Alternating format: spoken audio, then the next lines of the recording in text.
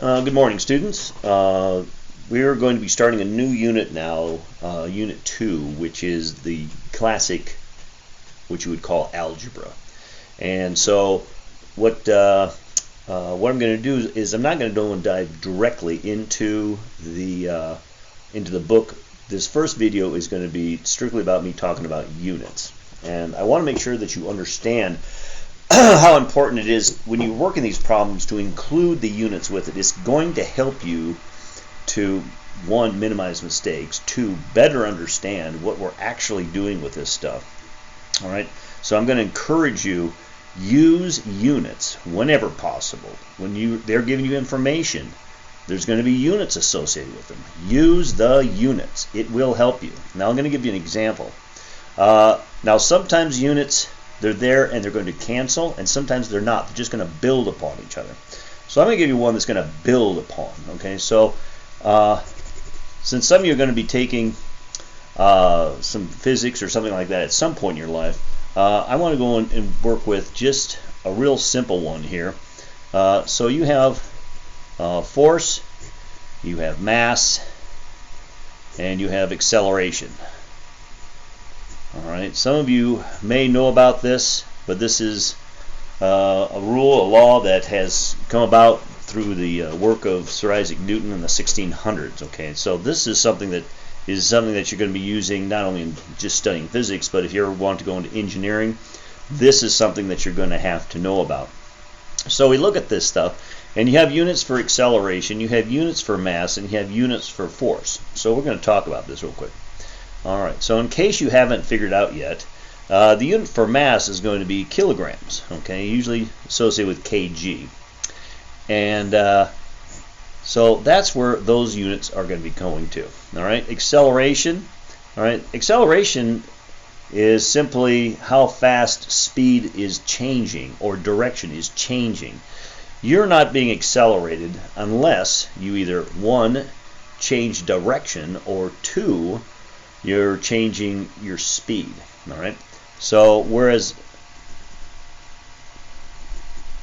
speed is in like meters per second, we want this in meters per second squared. There's actually seconds times seconds down here. Okay, so you have a whole bunch of units here. And you'll notice that none of these units are the same. You have one for mass, one for distance, and two essentially for time. Alright, and so these units combine and they don't cancel, and that's okay. Now when you put these things together, they're going to equal a unit called a Newton. Alright, so a Newton is a kilogram meter per second squared, and a kilogram meter per second squared is a Newton. Okay, so those two units and all these other units here, those can combine, and you can rearrange this if you want to. Alright, and so there's a bunch of stuff that you have to recognize about that. We can reorient this thing, and if you wanted to, you could multiply both sides by seconds. Let's, for example, if I multiply both sides by seconds, all right, well now I have a Newton second, Newton times seconds, and on this other side you'll have kilogram, and this time you'll have meters per second. All right, so one of these seconds will cancel with one of the seconds down here. So now you've essentially moved it. So what do you have here? Well, now for example, you have force times time is going to be the same thing as mass times velocity. All right, so this is why I cannot stress this enough, that you really need to understand that you're working with units whenever you do algebra. You are working with units. And so something like this is incredibly important when you get to your higher level math courses. When you get to chemistry, you're going to be talking about something that's being called stoichiometry. And there you're going to have to deal with something called moles, and you're going to have to also be worried about the number of atoms or molecules that you'll be talking about. You're going to be talking about something called gram formula weight, or gram atomic weight, or molar mass. So there's a bunch of other stuff that's going to be going on when you get to that point.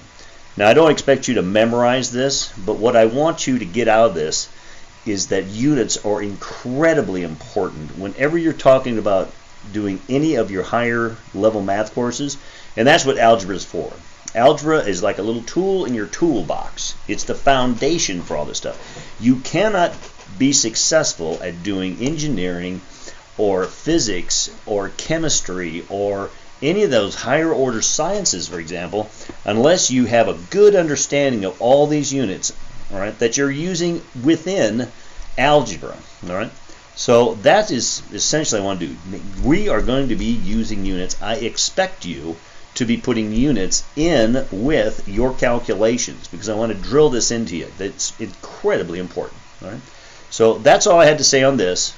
I'm not going to go and start in on some of the work that we have now in the units, or excuse me, the second unit of your book. And that's all for this. Thank you.